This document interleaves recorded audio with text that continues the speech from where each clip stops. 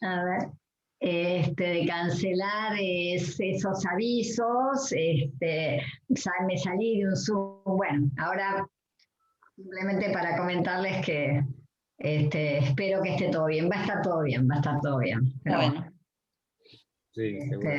lo que estamos, Ah, bueno. yo te conozco del año pasado, fuiste a la maestría a presentar las jornadas, ¿verdad? El Sí, anteaño, sí, perdón. claro, cuando las jornadas fueron de verdad, Ah, sí, las sí, últimas jornadas anuales de la escuela presenciales, ¿no? Las que estuvo claro. Eric. Sí, Sí, fuiste a la UNSAM y yo de ahí hicimos te la conozco. división. Sí, pero Sergio, de todos modos, Gabriela estuvo en Jujuy, en el CID, Claro, y sí. seguramente, no es cierto, estuvo acá, y así que capaz que de ahí también, porque sí. estuvimos trabajando con ella acá.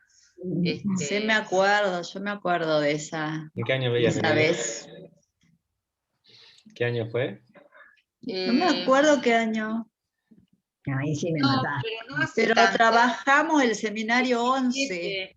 Sí, que vos diste, Gabriela, la clase de alienación, separación, sé yo, algo, se me acuerdo. sí, Sí, No sé qué año, pero no hace sí, tanto. Sí, sí, sí. Sí, estuve más de una vez. Y también con Andrea estuvimos, bueno, muchas veces, ¿no? Somos viejas conocidas, amigas. sí.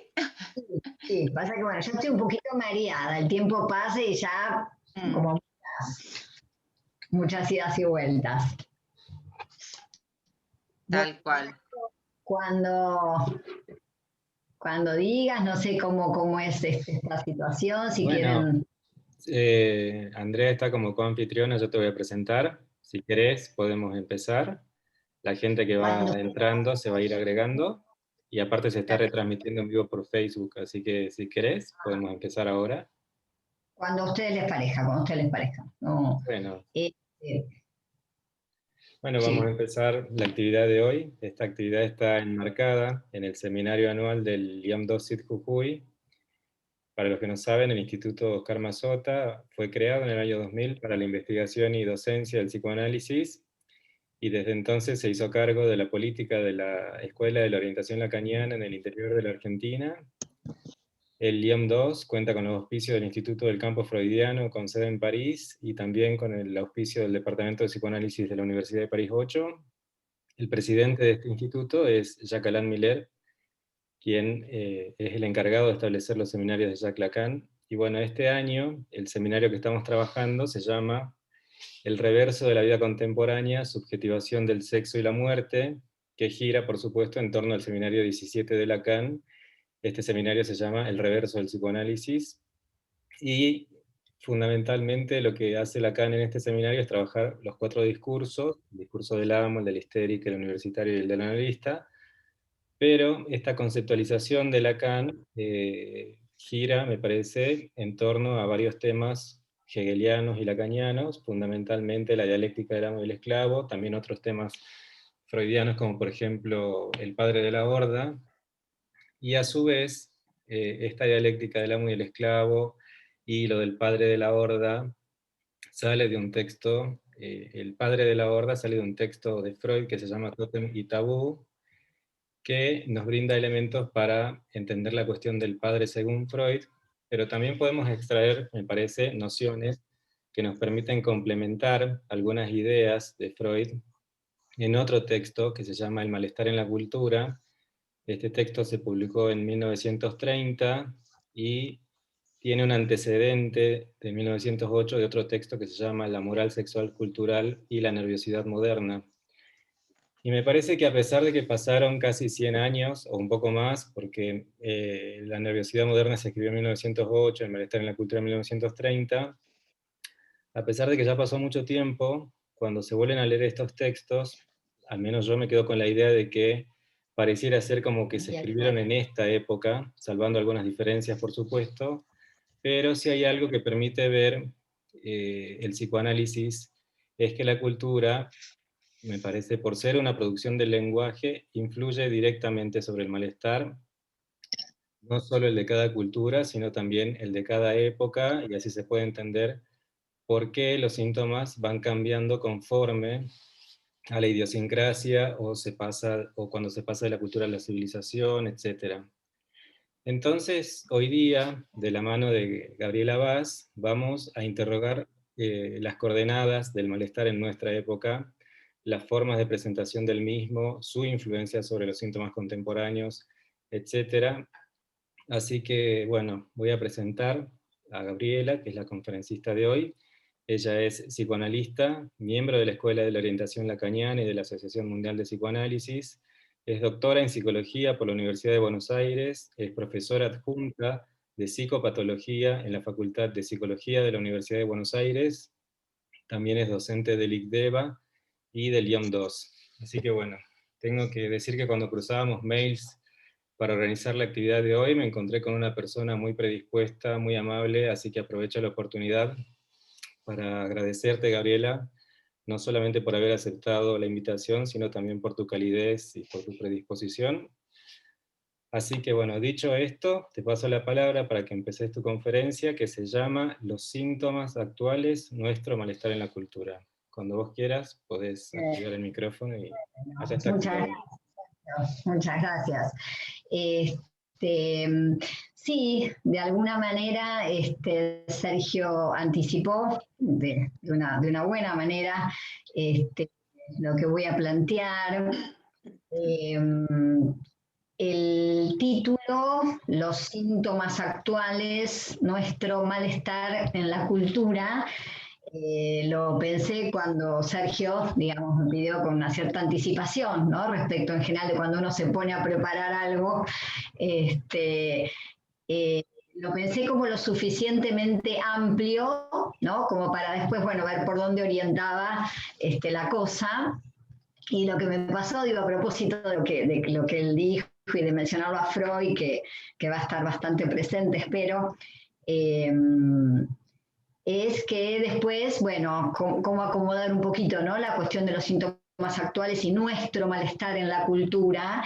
Me pareció que una de las resonancias que tuvo cuando ya me acerqué a estos días y que se venía, digamos, la intervención, es que este título del malestar en la cultura estaba siendo muy, muy citado, ¿no? Como que me pareció, uy, qué poco original, porque efectivamente, incluso con esta cuestión de la pandemia, no sé si ustedes también estarán atentos a estas cosas, pero ha aparecido, digamos, muchísimos artículos y textos donde, bueno, la cuestión del malestar en la cultura, en general es más el título, ¿no? Digo, no suele suceder adentrarnos, tampoco lo voy a hacer yo hoy, ¿eh? En realidad también es un poco un juego el título, con el texto freudiano, que es muy complejo, es bastante extenso, pero se utiliza mucho el título, ¿no? Que como suele suceder con Freud, en más de una cuestión, después de pensar qué poco original, también pensé, bueno, es inmejorable, ¿no? Digo, hay algunas cuestiones de Freud que son realmente inmejorables en algún punto, y bueno, ese decir, ¿no? El malestar en la cultura.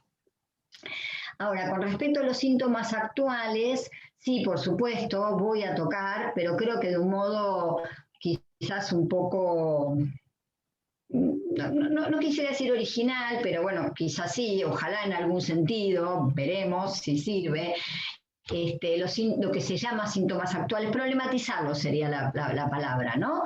Digamos, problematizar qué es lo que llamamos síntomas actuales o síntomas que se presentan en nuestra clínica, que se presentan de alguna manera en la actualidad, pero siempre hay que interrogar, digamos, esta cuestión, problematizarlo con Freud y con Lacan. De hecho, el juego que voy a hacer tiene que ver con un primer Freud y un último Lacan, o sea que en muchas cosas se llevan muy bien, digamos, algunos planteos de Freud respecto de lo que él llama directamente neurosis actuales, ¿no? Y qué es lo que está en juego en estas neurosis actuales, donde predomina tanto la angustia. Creo que voy a abrir un poquito la puerta, acá está golpeando.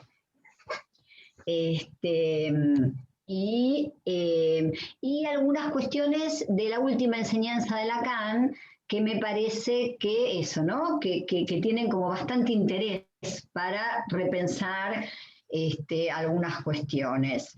Y nuestro malestar en la cultura, esta vez, lo quiero usar sobre todo, o también, no solo para, bueno, el malestar en la cultura y los síntomas actuales, sino nuestro malestar en la cultura como psicoanalistas, ¿no?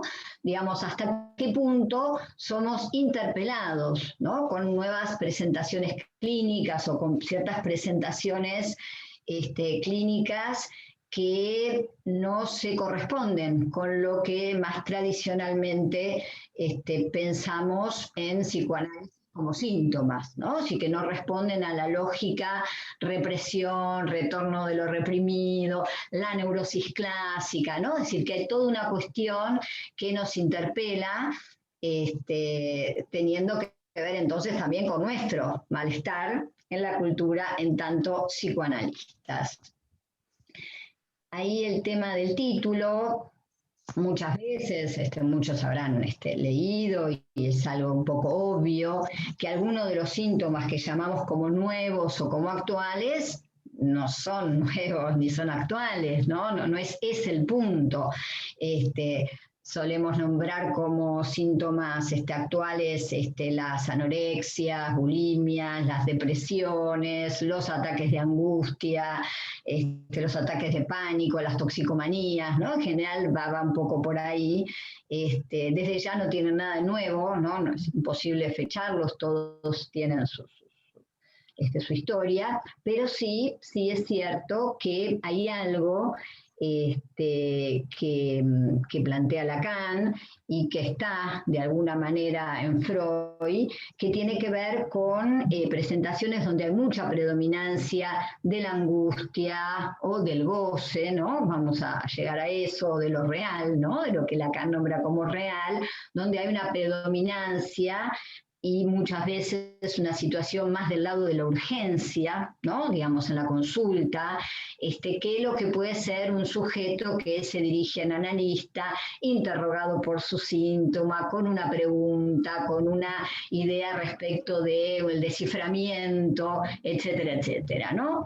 Entonces, ya veremos en qué podría ser nuevo o qué podría ser lo nuevo, pero decía, yo arrancaría por recordarles o contarles que ya en 1895, incluso en 1894, en los primeros textos que Freud, digamos, desarrolla al respecto, él plantea un contrapunto entre lo que llama neurosis actuales y las psiconeurosis de defensa. Dentro de la psiconeurosis de defensa se encuentra lo más clásico de lo que va a devenir como la clínica psicoanalítica, podríamos decir. La histeria, la fobia, la neurosis obsesiva, incluso la psicosis, ¿no? En un primerísimo momento, tal como Freud la piensa. Y del lado de la neurosis actual, Freud hace una descripción sumamente interesante, a mí me parece, coincido con Sergio, sumamente actual. Vamos a ver después en qué, ¿no?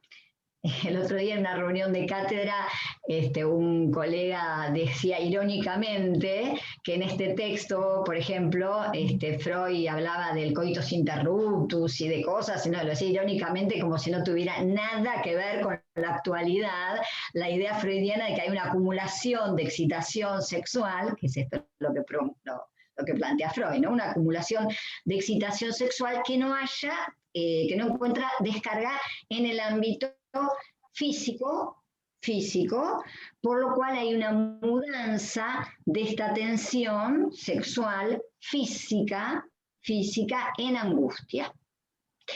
Y que esta mudanza tiene que ver con la imposibilidad de descargar la tensión por vías físicas, o sea, no hay descarga, por eso el coitus interruptus y la angustia virginal y algunas cosas que dicen Freud que efectivamente parecen haber quedado, digamos, lejos, insisto, en un sentido, pero yo me sentí provocada no estaba ni hablando yo ni estábamos hablando de esto. No sé, quiso hacer un chiste irónico respecto de lo viejo que era Freud en algunas cosas.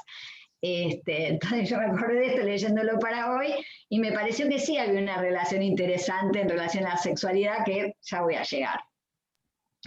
Lo cierto es que tenemos para Freud una separación, una enajenación entre esta tensión sexual, física y lo psíquico.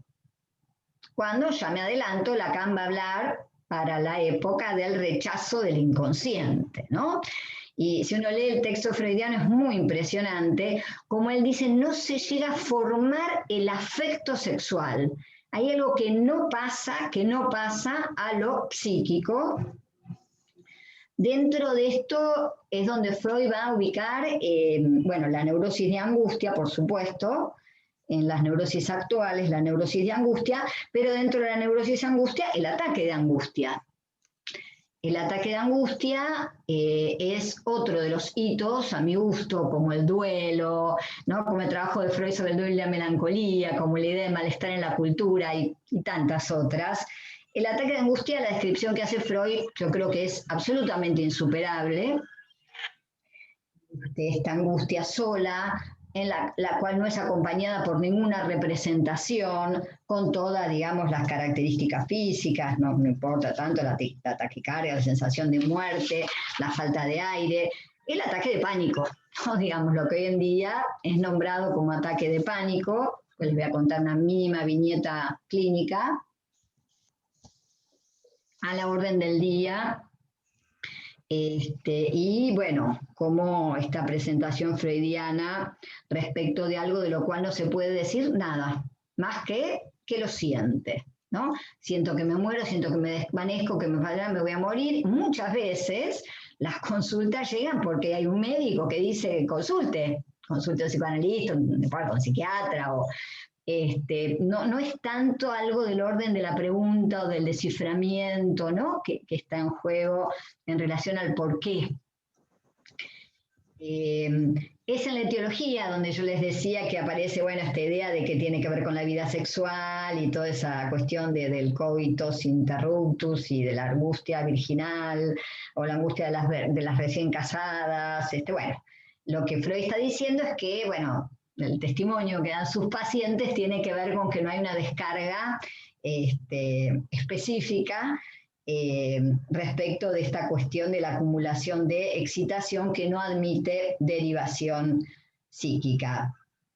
Lo que yo lo voy a retomar un ratito, pero lo que a mí se me ocurría leyendo esto es que actualmente en la adolescencia, que es uno de los momentos paradigmáticos, ¿no? De la eclosión de muchos de estos síntomas actuales, habría una relación posible, ¿no? Habría, quizás lo podemos conversar, la posibilidad de pensar de si no hay en este momento del despertar sexual,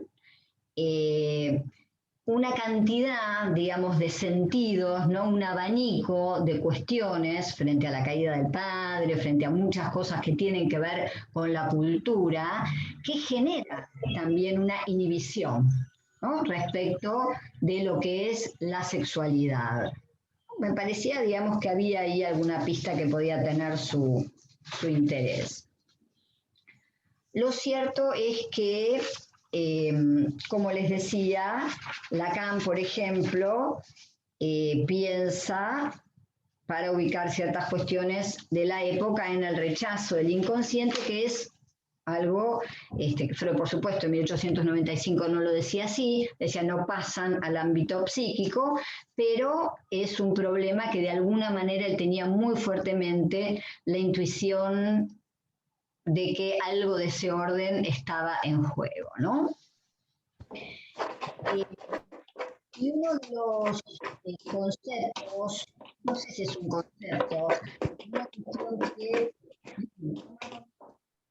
que trabaja Lacan en su última enseñanza, que me parece, les decía, muy interesante, digamos, para pensar los síntomas actuales o para ponerlos en relación, ¿no? Para intentar ponerlos en relación los síntomas actuales, con cuestiones de la época, es lo que se llama, lo que él llama parletre, ser hablante. ¿Por qué? Porque esta idea de ser hablante, que aparece a partir de la década del 70, creo que recién en 1974, en Lacan, es una noción, ¿no? Parletre, ¿no? Suele ser traducido como ser hablante, pero estrictamente es hablacer, ¿no? Digamos, es más fuerte todavía. Si uno piensa en la condensación entre parler y être, sería más bien hablacer, ¿no? Es un neologismo que utiliza Lacan, que él mismo dice que quizás sustituya la idea de sujeto del inconsciente en algún momento. Y lo interesante es que en todos los lugares donde Lacan habla de parletre, se refiere al cuerpo, ¿no? Al cuerpo, a ese cuerpo cuya acumulación de excitación, ¿no? Se refiere Freud en las neurosis actuales y del cual algo no pasa al ámbito psíquico. Les leo una cita de Lacan, es de las conferencias en las universidades norteamericanas sobre el parletre. Dice así: ¿cómo puede ser que después de haber distinguido ese simbólico, ahora voy a esto, ¿no? Ese simbólico, ese imaginario y ese real, y haberlos especificado por el hecho de que lo simbólico es nuestro vínculo con el lenguaje, sea por esa distinción que seamos seres hablantes? Es un círculo vicioso decir que somos seres hablantes. Somos parletres, palabra que tiene alguna ventaja si sustituimos al inconsciente por ella, pues produce equívoco con la cháchara por una parte y con el hecho de que es del lenguaje de donde nos viene esa locura de que hay ser, porque seguro que creemos en él a causa de todo lo que parece formar sustancia, etcétera, etcétera. El hombre podría decir que es un cuerpo. Y esto sería muy sensato, pues es evidente que el hecho de que consiste en un cuerpo es lo más evidente que hay. En cambio, aquello sobre lo que un hombre insiste no es que sea un cuerpo, sino que, como él se expresa, tiene uno, ¿no? Esta idea de que el hombre, el ser hablante, el parletre, tiene un cuerpo, es como si en Lacan fueran unidas, ¿sí?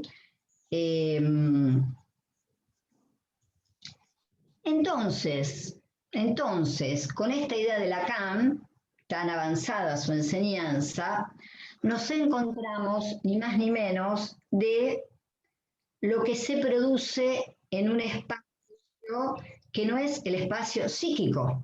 Parece que él quiere sacar completamente cualquier idea. Por supuesto que también el inconsciente, pero bueno, inconsciente, psique, ¿no? La cuestión ahí queda. No se trata de lo que se produce en un espacio psíquico, sino del efecto del lenguaje en el cuerpo, ¿no? El efecto del lenguaje en el cuerpo, que verán entonces, bueno, por lo menos a mí me ha parecido que tiene una relación muy interesante con el planteo de Freud. También, como les decía, al leer el párrafo, aparecen los tres registros, ¿no? Y la noción de cuerpo. Parletre, entonces, se lleva muy bien, digamos, en la última enseñanza de Lacan, con otra cuestión muy propia de la enseñanza de Lacan, que es su trabajo con los nudos. No me voy a extender ni por casualidad en esto, ni me interesaría hacerlo, pero sí es interesante en relación al síntoma y algunas cuestiones que quiero comentar en relación al lugar que tienen a veces los síntomas actuales y cómo nos confronta, digamos, en la clínica, que es la idea de Lacan, digamos, de que este ser hablante es de alguna manera un nudo entre lo imaginario, lo simbólico y lo real, ¿no? Que la subjetividad humana tiene que ver con un anudamiento entre el campo de lo imaginario, que es el campo de las imágenes, como por ejemplo, Princeps, ejemplo, el estadio del espejo, ¿no? Cómo el cuerpo se arma por identificación a la imagen del propio cuerpo como totalidad en el espejo, ¿no? Eso vuelve en una identificación, la función de la imagen es fundamental, lo imaginario, el campo de las imágenes, también para Lacan dentro de lo imaginario están las significaciones, porque Lacan que trabaja tanto con el campo del lenguaje y toma, por ejemplo, a Saussure, significante, significado, bueno, del lado del significado está lo más movedizo, digamos, del lenguaje, ¿no? Estas significaciones que cambian todo el tiempo y que también nos quedan del lado de lo imaginario. Lo simbólico lo dice el lenguaje. No, lo simbólico el lenguaje, sería más la parte significante, ¿no? Lo más fijo, la materialidad, en este sentido. Lo simbólico, entonces, el gran otro, ¿no? El gran otro como el tesoro de los significantes. Lo simbólico también tiene que ver con la ley, tiene que ver en su momento cuando Lacan lo comienza a trabajar de esta manera con el Edipo, ¿no? Con la ley, básicamente entonces lo simbólico, el lenguaje en ese sentido. Y lo real, ¿no? Lo real que, bueno, no es ni lo simbólico ni lo imaginario, lo que no puede ser imaginado, lo que no puede ser simbolizado. También podemos pensarlo por el lado de lo real pulsional, ¿no? Para distinguir, sí, muy rápidamente estos tres, ¿no? Estos tres que son también el alma de la enseñanza de Lacan. Tres registros anudados. ¿Y qué es lo que él va a proponer, a donde quiero llegar? Que lo que los anuda es el síntoma. Es decir, que Lacan va a plantear en algún momento, en el seminario de RCI, justamente, que la función del síntoma es una de las funciones, digamos, interesantes, digamos, en este sentido, del síntoma, tiene que ver con que para el ser hablante es lo que anuda imaginario, simbólico y real. ¿Sí? Entonces, ser hablante en sí mismo, les decía, quizás esas son las cosas que más me interesaría transmitir, para que les quede a quienes les interese, es una noción más amplia, yo diría inclusiva respecto del sujeto del inconsciente y del inconsciente, y en algún sentido más ligable a la temática de los síntomas actuales o de muchas presentaciones subjetivas propias de la época. Nos saca, digamos, de lo clásico, ¿no?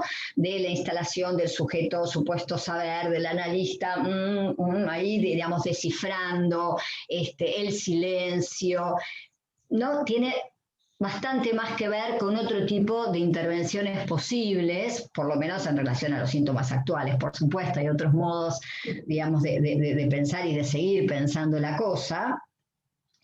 Y en este sentido,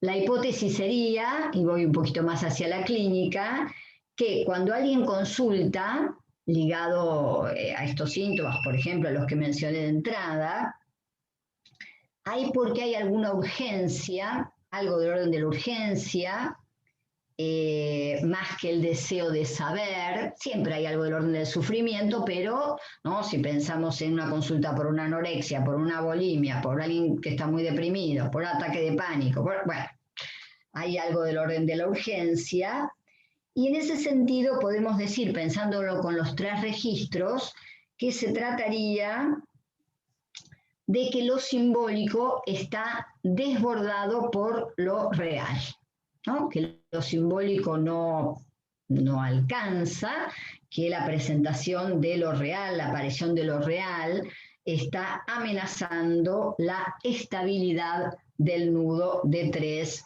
que define para Lacan al ser hablante en su última enseñanza. Algo amenaza entonces la estabilidad del nudo de 3 que define al ser hablante. Entonces, nos pone en el brete de que hay que contar con qué anudar o reanudar, ¿no? Como les decía, esto es muy habitual en la adolescencia, ¿no? O por el despertar de la sexualidad, o porque caen algunas identificaciones, o por distintos coyunturas muy propias de ese momento de la vida, lo que hasta ese momento venía más o menos estabilizado, anudado de una cierta manera, no sirve más y si nos preguntamos respecto de ciertas presentaciones clínicas ligadas a estos síntomas actuales, bueno, ¿no? Cómo frenar lo que se está desarmando, ¿no? O cómo encontrar o ayudar, por supuesto, a alguien a encontrar con qué reanudarse o anudarse.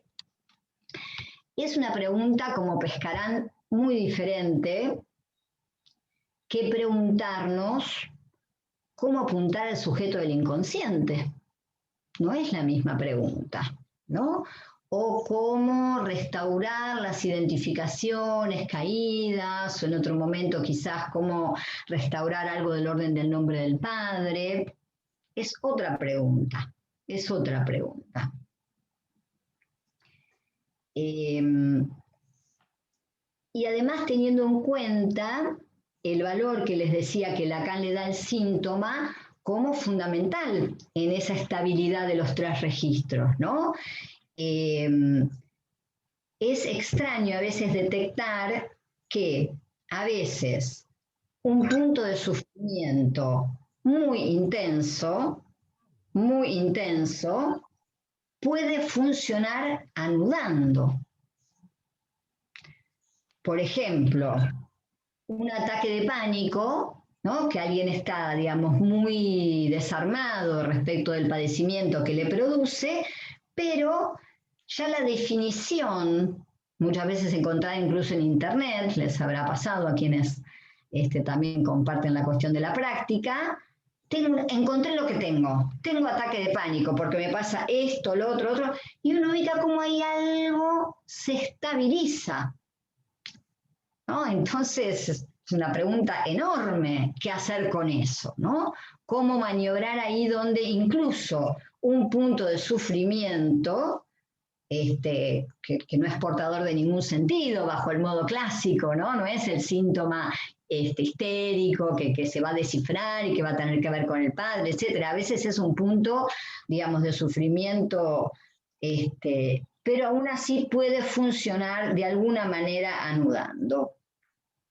Hay un texto también, digamos, el prefacio a la edición inglesa del Seminario 11, creo que es del 76, de Lacan, que Lacan dice en un momento que para estar al día con ciertos casos de urgencia, hay que hacer con ellos el par.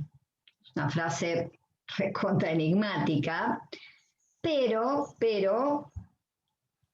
no parece estar hablando, ¿no?, de una posición tradicional del analista en el sentido de la transferencia basada en el sujeto supuesto saber, sino otro tipo de lazo, ¿no? Otro tipo de lazo. Es el mismo texto en el que Lacan afirma que el psicoanálisis existe, dice, ha cambiado, con lo cual, bueno, podemos preguntarnos por qué intervenciones tienen que ver con esa expresión del hacer par, ¿no? Hacer par, que está ligado a, bueno, a la clínica que enfrentamos. Recuerdo una paciente quinceañera, por ejemplo, una anorexia, en un momento una anorexia vino a armar un desborde pulsional mortífero, ¿no? Esto fue el año pasado, en plena pandemia, desborde tremendo, y de pronto empieza a decir que está adelgazando, que está comiendo muy poquito y que se ve bien, que se siente flaquita, que está contenta. Entonces, ¿no? ¿Se entiende la paradoja que estoy planteando? Por un lado, anorexia, ¿no? De hecho, llamado a los padres, toda la preocupación, digamos, alrededor de este síntoma, y ella misma transmitía su pacificación, su estabilidad, de alguna manera, respecto de cómo venía, ¿no? Entonces es una cuestión muy, muy complicada que se presenta con una relativa frecuencia. ¿Por qué? ¿Cómo entrar un poquito más en esto? Ustedes saben que Lacan habla del discurso capitalista y su rechazo al amor, ¿no? Cuestión central, a la cual voy a arribar seguramente un ratito respecto del amor, y del amor de transferencia seguramente, pero que no es también, ¿no? Hay que modalizarlo en relación a lo que se presenta. Del discurso capitalista dice Lacan, por ejemplo, que tiene que ver con el rechazo del amor y de la castración. Cuando Lacan plantea esto, de alguna manera nos aviva de que si estamos atravesados por el discurso capitalista, es muy difícil la producción del síntoma a la manera clásica. ¿Por qué?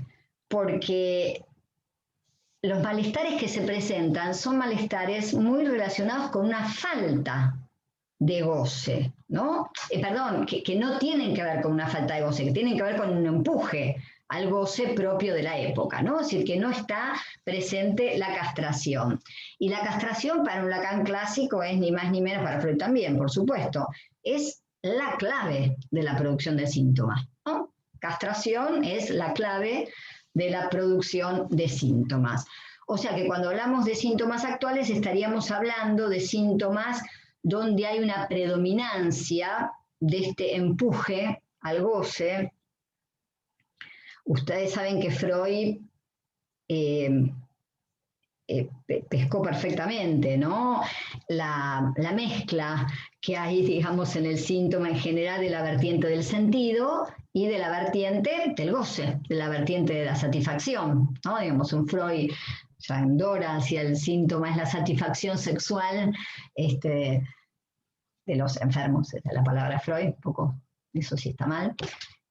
Pero toda la dimensión de satisfacción está muy presente en él, pero también, por supuesto, la dimensión del sentido, ¿no? La tos de Dora con la identificación al padre, bla, bla, bla, bla. Es decir, que está toda la cuestión de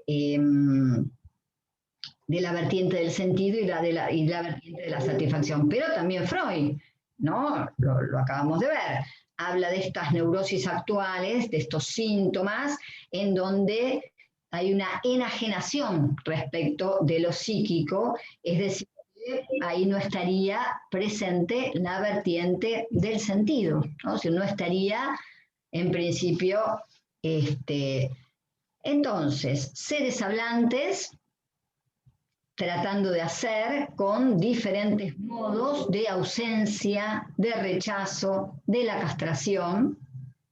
Esto es bastante evidente, ¿no? Incluso, un tema complicado, pero en toda esta cuestión, digamos, de las teorías de género, ¿no? Donde digamos, más allá del enorme valor que tienen muchas de las cuestiones que se plantean, se pesca como la cuestión de la castración, ¿no? Es lo que más generalmente se trata, esto en un sentido, que puede tener más que ver incluso con una dimensión ideológica, pero sí está muy presente la ausencia de la dimensión de la falta de goce cuando prevalece tanto la insistencia del plus de gozar, ¿no? Del goce. Hay que gozar.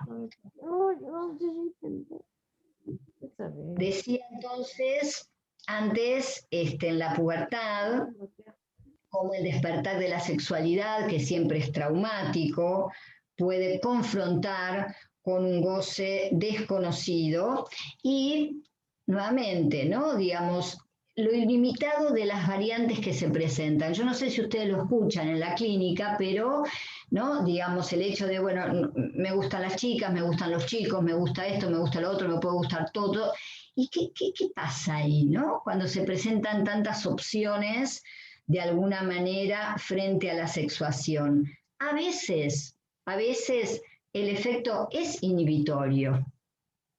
A veces el efecto es inhibitorio y la angustia puede ser, podríamos pensarlo, jugar un poco con cierta cuestión freudiana en relación a una angustia correlativa de la inhibición de la sexualidad en el punto de, ¿no?, cierto mareo identificatorio, ¿no?, por decirlo de alguna manera.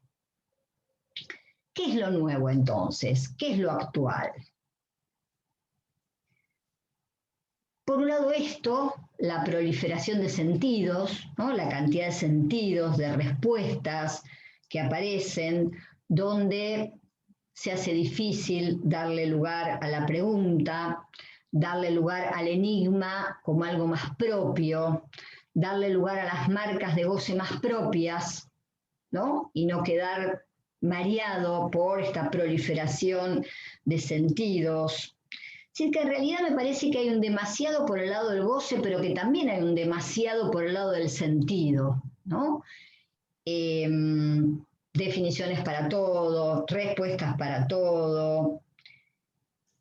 Muchas veces uno encuentra que un paciente, ¿no?, frente a cierta sintomatología dice, bueno, sí, encontré en internet y lo vi en un blog, que a muchas chicas les pasa lo mismo, tal cosa, tal cosa, tal cosa, ¿no? Y no tiene ganas de decirle, y...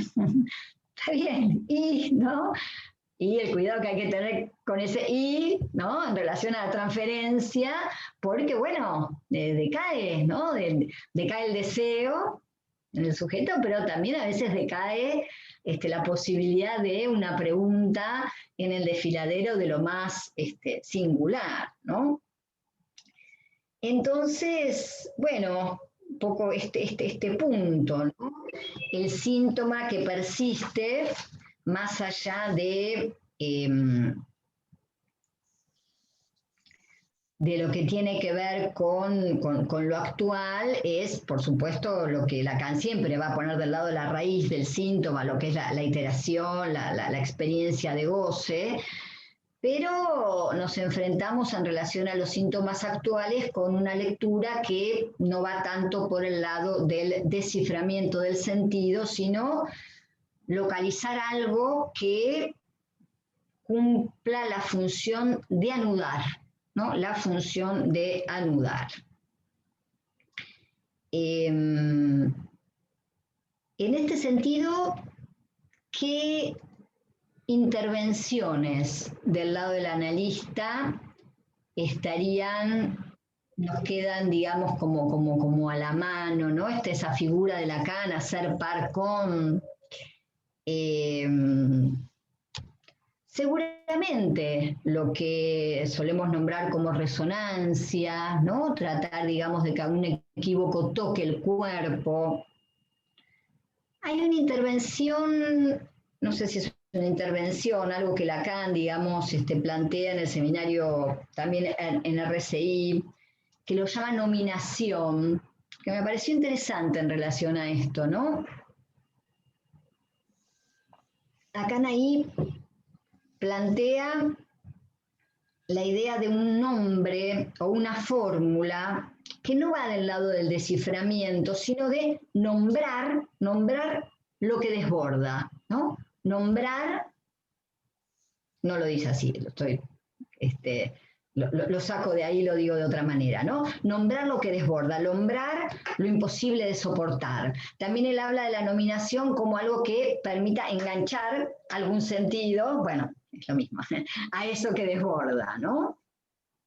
Hace pocos días recibí el llamado del papá de una paciente de 11 años que atiendo. Insólito, ¿no? Nunca pensé que me pasaría esto, pero directamente por teléfono. O sea, yo no la conocí. Está en el interior, por eso también, porque algunos pacientes los he podido ver en forma presencial, aunque sea algunas pocas veces, ¿no? A lo largo de la pandemia. Lo cierto es que me llama el papá muy preocupado un fin de semana diciéndome que Sonia se había estado cortando, ¿no? Cortando, ¿no? Me impactó tremendamente, nunca la nena había hablado de cortes. Bueno, algo me dice de una amiguita, que no sé qué, que habían llegado a ellos, de la mamá de una amiga, les había contado por unas fotos, una cosa. Lo escucho y digo, bueno, que Sonia me llame en ratito, ya, cuando 15 minutos. Bueno, dice sentirse muy mal, triste. Ella había hablado, sí, de cierto sufrimiento, bueno, por su cuerpo, porque es gordita, que desde chica la cargan porque es gorda, y llorona había aparecido. Algunas otras cosas en relación a, bueno, a que la mamá le revisa el celular, que no quiere que le revisen el celular. Recibo el llamado, le digo con mucha fuerza, bueno, aquí estoy, ¿qué pasó? Con llanto entrecortado, me cuenta que a partir de que una amiga le contó que había probado cortarse, ella se hace unos cortes, se saca fotos y exhibe estas fotos, se las manda a las amigas. Así que el circuito entonces fue que la amiguita que la recibe se asustó, se las mostró a su mamá y la mamá la llamó, digamos, a la familia de ella, ¿no? Bueno, recuerda algunas cuestiones, se queja de otras, recuerda la llorona, ser vista como una bola de grasa, en fin, otras cuestiones.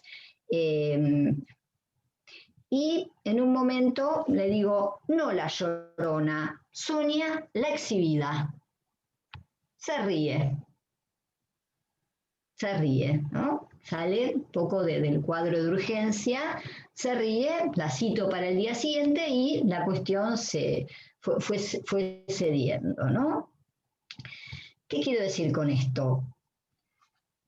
Ni más ni menos que algunos arreglos, por más precarios que sean, pueden tener un valor fundamental en un determinado momento, un valor justamente de ligar algo de ese desborde con un sentido, pero sin ir por el lado del desciframiento, ¿no? O por lo menos en un primer abordaje. Una vueltita más, supongo que de 5 minutos, y conversamos. Retomando algo de la cuestión de lo sexual, retomando algo del orden del amor, de este discurso capitalista donde, según Lacan, está forcluido, rechazado, ¿no? La castración y el amor, nuestro malestar en la cultura. Ustedes saben que Freud,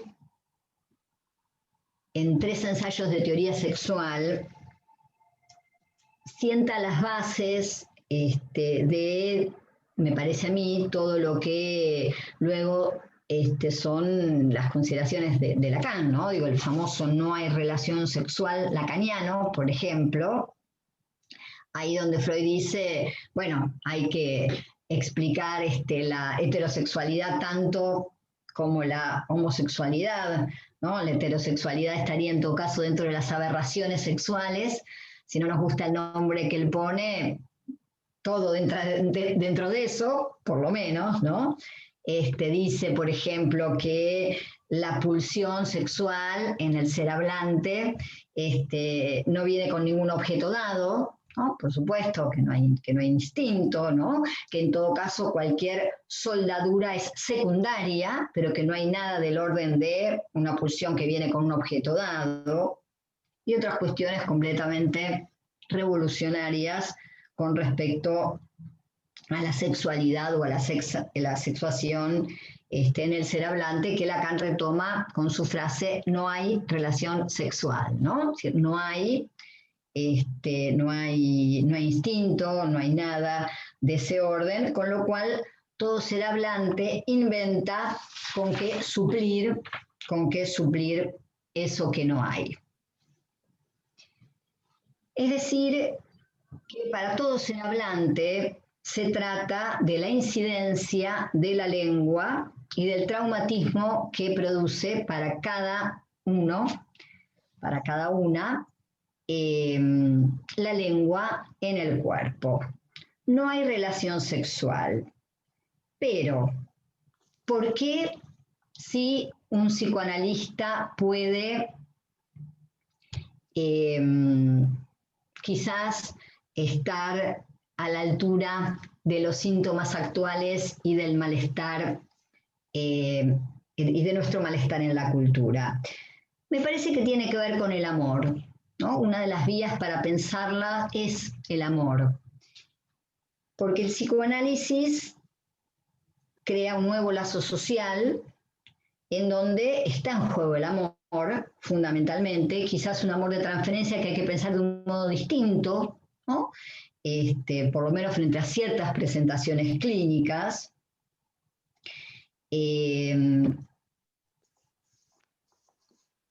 ¿Por qué? Porque, digamos, lo que no hay es relación sexual, pero hay pulsión, hay amor, hay angustia, hay deseo, pero dentro del psicoanálisis, en cada una de estas formas, ¿no?, con las que trabajamos con los pacientes, de lo que hay, está la huella de lo que no hay, ¿no? Digamos, es en principio la única clínica que tiene que ver con esa ética, ¿no? Con la ética de que en un análisis, desde el punto de partida, se pone en juego un lazo, ¿no? Un lazo, si se quiere amoroso, ¿por qué no?, pero distinto de cualquier otro, porque no desconoce en cada hay la huella de lo que no hay, ¿no?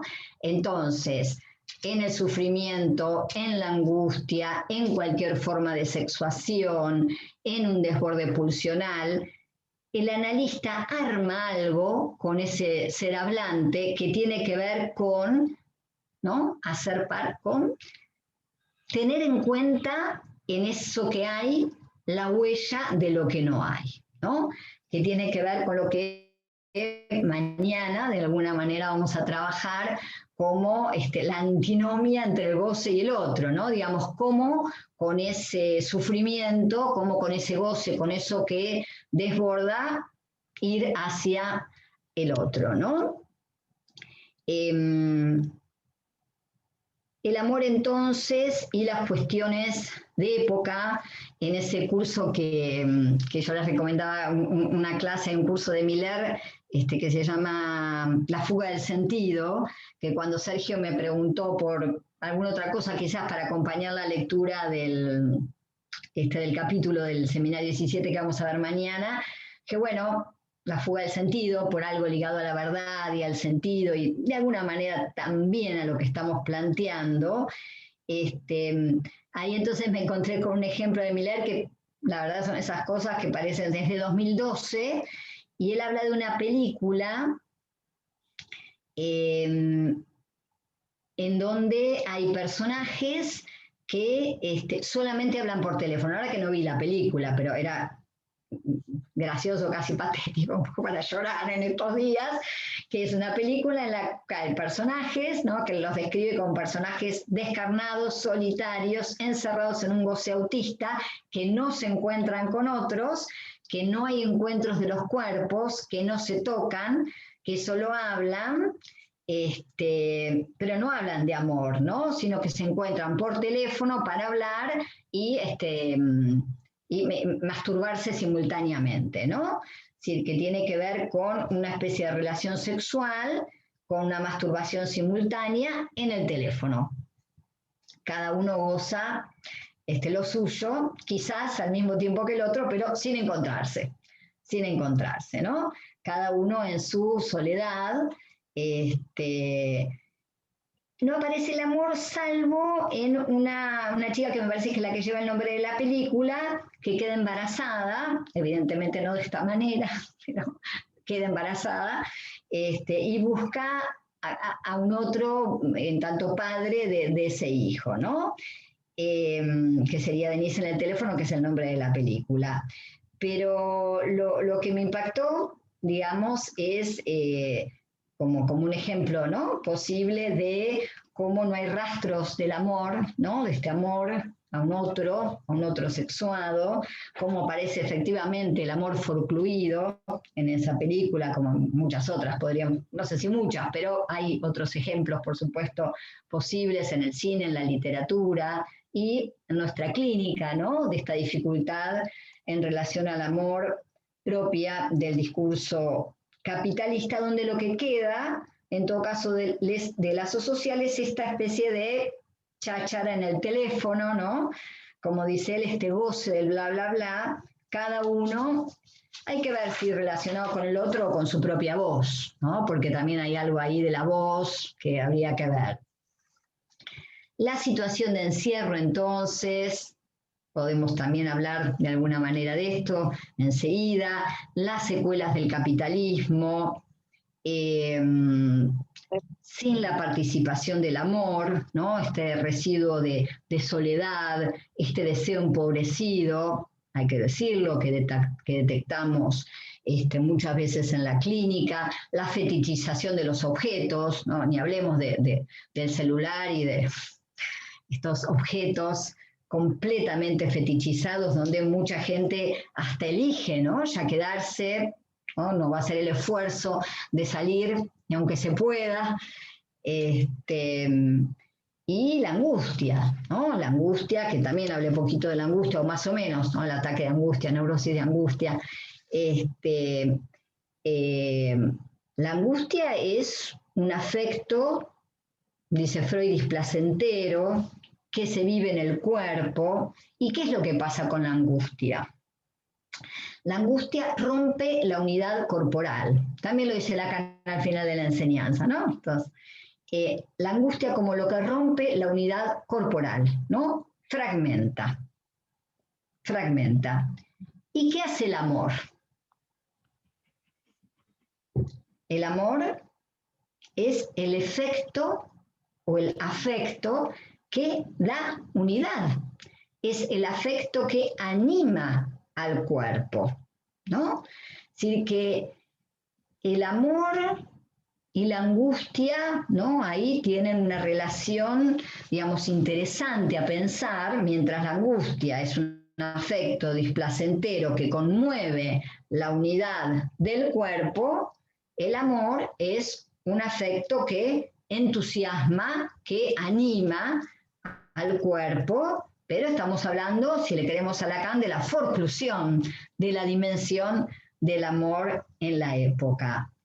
Por supuesto que hay amores y amores, ¿no? Serían 500 seminarios, pero me refiero, bueno, al amor que anima al cuerpo, a este lugar del amor, porque Lacan además habla ahí de forclusión, digamos, del amor en el discurso capitalista, y, bueno, para finalizar, entonces, sí, qué posibilidad de anudar de un modo vital, ¿no? Algo de lo que se pone en juego en estos síntomas actuales, en relación ya al amor de transferencia, ¿no? A ofrecerse en una posición ligada al amor de transferencia, lo que se puede jugar en un análisis, ¿no? La vía de la transferencia en este sentido, en relación a los síntomas actuales y nuestro malestar en la cultura.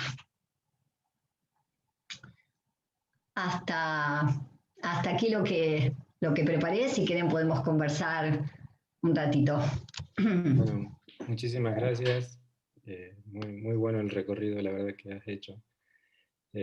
Podemos levantar la mano, los que quieran conversar, levantan la mano o activan su micrófono. Me parece que has hecho un recorrido desde la época anterior al 1900, que yo no me acordaba tanto de esa parte de Freud que efectivamente habla de las neurosis actuales, y también que siguen apareciendo, me parece, esos síntomas en la época actual, solo que no es tan fácil quizás tratarlo por el mismo rechazo del inconsciente que hay hoy en día, me parece, ¿no? Entonces, pero yo al menos sigo viendo en la clínica actual que siguen apareciendo las neurosis actuales, quizás con alguna variedad de presentación, lo cual me parece que da cuenta de la actualidad, incluso del mismo Freud anterior al 1900. Entonces, me pareció que ese punto es como muy actual a pesar de ser muy anterior al malestar en la cultura incluso. También te quería preguntar acerca de la época de Freud, cuando hablaste de la caída del padre, porque me hiciste pensar un poco en que en la época de Freud era la presencia del padre la que generaba los síntomas a partir de la represión y demás, y que hoy pareciera ser que más bien es la ausencia del mismo, lo digo en el sentido de la caída del padre, que genera otra presentación, quizás no tanto de los síntomas de las neurosis clásicas de transferencia, sino más bien del lado del desarraigo. Entonces, quizás si pudieras explicar un poco acerca de la presentación a partir de la caída del padre. Y otra cosa que me Ujú. parecía muy interesante de lo que dijiste es la cuestión de la inhibición, porque me hiciste pensar la inhibición de dos formas. Tenía la manera de pensar la inhibición de la forma clásica. En un momento dijiste, digamos que el sentido genera inhibición. Está muy, muy buena la manera de pensar eso, digamos, darle sentido termina generando inhibición. Por ejemplo, el plurisentido que se le puede dar o que se le quiere intentar dar a la sexualidad, Mm. pero al mismo tiempo lo pensaba en el otro sentido, cuando nombraste el primer ejemplo del ataque de pánico, porque dijiste que ahí la paciente como que se estabilizó un poquito a partir de encontrar qué era un ataque de pánico. Entonces, la pregunta que te quería hacer era si esta nominación, es decir, si el ejemplo de la nominación entonces sería el ejemplo de este ataque de pánico que se alivia cuando se logra nombrar algo, y en ese sentido podríamos decir que el sentido también genera inhibición o puede llegar a generar inhibición eh, a nivel de la angustia, es decir, en el sentido de atemperarla quizás. Vemos que el sentido genera una inhibición, es decir, como un estancamiento, ¿no? Y que la persona se queda enquistada en un nombre, bueno, tengo ataque de pánico, soy anoréxico, etc. Pero también puede tener como una contracara de al mismo tiempo generar una inhibición o un atemperamiento de la angustia, esa pregunta te quería hacer. Y si Ujú. eso, por supuesto, está relacionado a lo que desarrollaste en relación a la nominación, a la función de la nominación de Lacan. Ujú. Bien. Gaby, bueno, te agradezco un montón todo este recorrido y poner sobre la mesa las consultas, ¿no? La frecuencia de la consulta, que coincide con estas neurosis actuales freudianas tan iniciales de Freud. En principio, ahí donde Miller, que vos comentabas ¿no?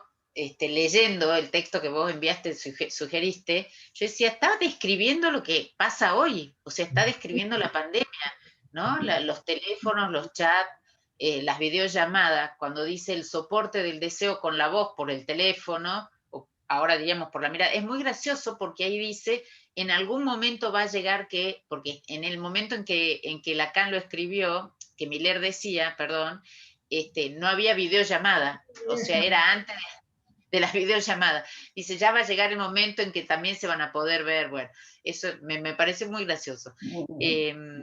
Y comenta lo de que vos comentaste del caso ese, de la película, que la chica que sería el nombre de la película, en realidad se embaraza no por la relación al hombre, sino por una inseminación artificial de un donante. O sea que ni Claro, siquiera claro. eso era, el hombre era un donante, ella buscó digamos, el esperma, se hizo inseminar, quedó embarazada, y dice Miller ahí, la única relación era que ella después logró por una transgresión saber quién era el donante. Entonces lo llamó por teléfono para comentarle cómo iba su hijo. Entonces la única relación que había ahí era ella que quería darle un padre a ese hijo y lo llamaba para ponerlo al tanto mes a mes cómo iba el embarazo, ¿no?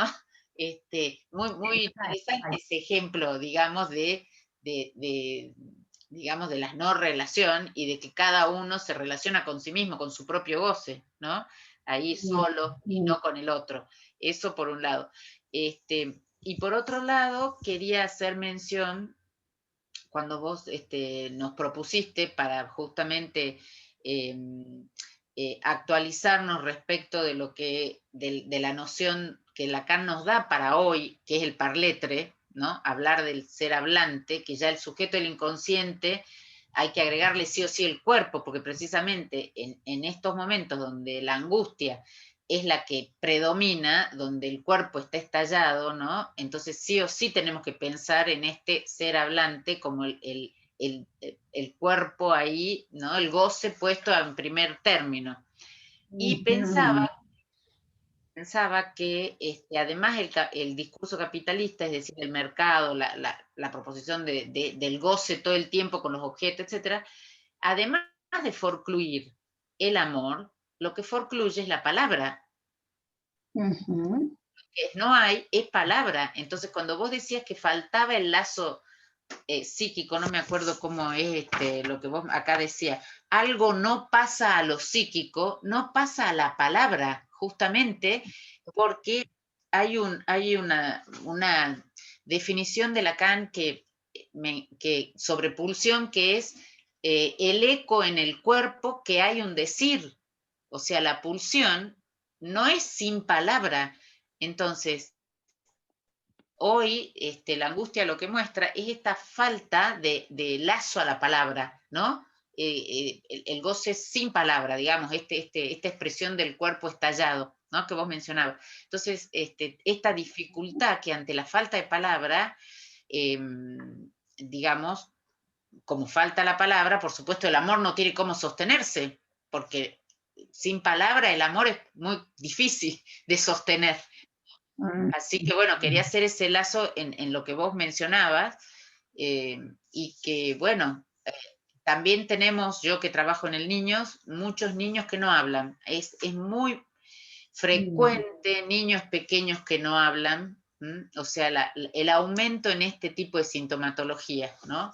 La falta de palabras, o sea, de la transmisión de la palabra, porque el niño no habla porque no le hablan, digamos, la transmisión de la palabra. Así que bueno, quería decirte, digamos, que la actualidad de lo que vos decías, bueno, ¿a qué llamamos actual, no?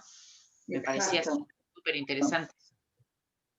Sí, sí, no sé si alguien más, había en el chat algo que más o menos registré, pero ¿alguien más quiere tomar la palabra? Hay una pregunta escrita, Gabriela, hay una pregunta escrita de Limbert Herrera, que dice: si el objeto A comanda nuestra época, ¿cuál sería el horizonte del malestar de esta época y cómo podría estar el analista a la altura de su época? Claro, es exactamente lo que estamos conversando, ¿no? A ver, por un lado, una palabra que me insiste y que me parece que por eso es tan valioso darle un tratamiento a todo esto y conversarlo, es la maleabilidad, ¿no? Digo, es increíble estar trabajando por teléfono, es increíble estar atendiendo urgencias. Yo también trabajo con niños, André lo sabe, que no he conocido, porque por ahí en el pico más alto de la pandemia, que realmente estaba prohibido, la consulta, yo estaba dispuesta, pero estaba prohibido estar en una videollamada interviniendo y bueno, y sorprenderse de que eso tiene efectos, ¿no? Pero una maleabilidad que es, sí, anda al reverso del psicoanálisis, bueno, es un poco al reverso, casi, no sé, de una disposición a poner el cuerpo y la palabra y los afectos y inventar, que está realmente muy desplazada respecto de lo que es la imagen de un psicoanalista o una psicoanalista en otro momento, ¿no? Sergio, los textos de Freud anteriores a 1900 son increíbles, ¿no? Las nuevas aportaciones a las neuropsicosis de defensa, las cartas. La carta 46, donde Freud habla de que hay un excedente sexual que no se puede tramitar y cómo ese excedente sexual lo ubica mañana voy a tomar algo de esto, la idea de increencia. Hay un Freud ahí impresionante, impresionante, sí que es una obra, digamos, inabarcable, ¿no? Ya en ese punto, pero bueno, tomando un poco la pregunta del chat y lo que también preguntabas, sí, por supuesto que hay un desplazamiento en el sentido de que Freud piensa, digamos, los síntomas muy ligados al Edipo, ¿no? Digamos, la formación de síntomas en Freud cada vez más va hacia el complejo de castración, pero el complejo de castración va a tener que ver con los deseos incestuosos propios del Edipo, y que el padre, algunas lo pensó, ¿no? Llamarlo complejo paterno, ¿no? Es decir, que la cuestión del padre central, la incidencia en lo que después Lacan va a pensar como, sobre todo los tres tiempos, pero sobre todo el segundo tiempo del Edipo, la castración es fundamental en la formación de síntomas. Entonces, si estamos en una época en donde algo de esta figura del padre viene declinando, ¿no? Las cuestiones en relación al Edipo, a la ley, a la palabra, a la castración, se presentan de otra manera, hay que, ¿no? Digamos, ir a toda velocidad, con la clínica, con la teoría, con la supervisión, con estos espacios, bueno, ir reformulando, ¿no? Con qué conceptos, con qué posición. ¿Vos te imaginás a alguien que llega con un ataque de angustia, que uno se va a quedar callado, ¿no? Digo, por ahí es que hay que ofrecerle sentidos. No, digo, En las hay algo guardias se ahí. trabaja mucho así. ¿Cómo? En las guardias, digamos, en los casos de urgencias, se trabaja mucho así porque hay que sacar de ese estado al sujeto, ¿no? No es que... Claro. Claro, claro. Sí, sí, sí, sí. Lo que es impactante es que en el consultorio me parece que cada vez más también, ¿no? Por supuesto, en paralelo a lo que puede ser, bueno, la, la- la cuestión, digamos, de los analizantes que están ya en el campo mismo del psicoanálisis, bueno, eso es otra cuestión, pero sí, Es como que se sí. agrega una segunda capa, en este momento podría pensarse así, como que primero hay que tratar de hacer hablar para después recién introducir a la lógica del inconsciente. Es como que podría pensarse como que hoy tenemos un doble trabajo, primero el de hacer hablar y después recién el de introducir al inconsciente. En muchos casos sí, en muchos casos sí. Yo creo que puede llegar a haber tratamientos de una cierta extensión y de una eficacia muy valiosa y muy digna que ni siquiera pasen por la cuestión del desciframiento del inconsciente. Me parece que por lo menos quienes trabajamos con niños, con adolescentes, se puede pensar también en esa dimensión, ¿no? Pero sí, Y las éticamente la adicciones, viste, que generalmente en los casos de adicciones hay como un rechazo por la palabra. Mm, mm, mm, mm. Bueno, ustedes dirán si para un Zoom no es ya Sufi, quizás Bueno, en todo caso alguien. mañana se puede retomar, seguramente.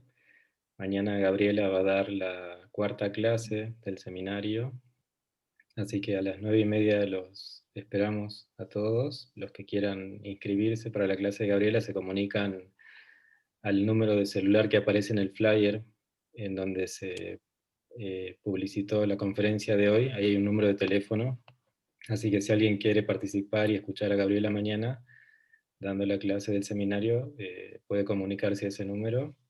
Y bueno, a los asistentes los esperamos mañana a las 9:30 en punto. Vamos a arrancar. Ahora en un ratito mando la invitación del Zoom.